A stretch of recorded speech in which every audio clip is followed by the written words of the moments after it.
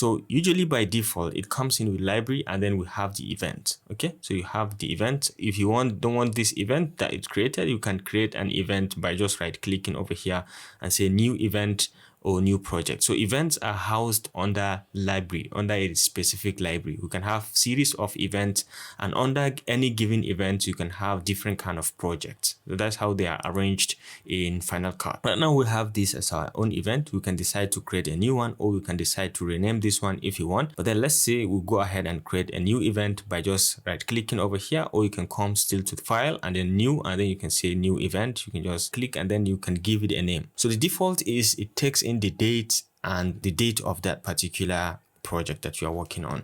So you can just give it a name. So let's call it spending some time with yourself.